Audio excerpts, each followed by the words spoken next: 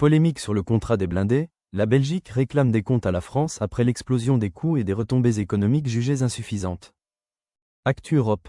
Entre le 30 avril et le 2 mai 2025, la polémique enfle en Belgique autour du contrat d'achat de 442 véhicules blindés français, signé en 2018 pour 1,5 milliard d'euros, mais dont la facture totale pourrait atteindre 14,4 milliards d'euros selon la Cour des comptes. Ce montant inclut désormais les frais d'infrastructure initialement oubliés, comme la construction ou la rénovation de casernes et de garages pour accueillir les blindés, ainsi que l'entretien, la formation, les munitions et l'indexation des prix sur 25 ans.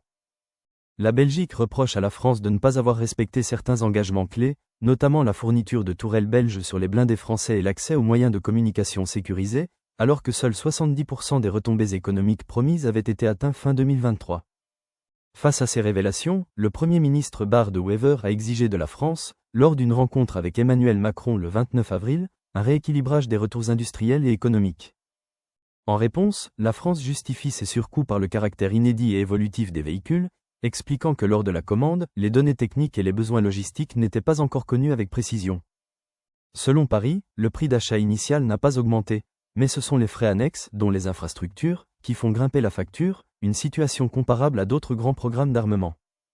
La France insiste sur le fait que ces dépenses étaient prévues dans une logique de coût global sur la durée de vie du matériel, et estime que la surprise vient surtout d'une sous-estimation initiale et d'un manque d'analyse des risques côté belge. Cette controverse met en lumière les défis de transparence, de planification et de partage des retombées industrielles dans les grands contrats de défense européens, alors que la Belgique réclame désormais un rééquilibrage des retours économiques et industriels auprès de la France. Commentez ci-dessous. N'oubliez pas de cliquer sur « J'aime » et de vous abonner pour suivre l'actualité en temps réel.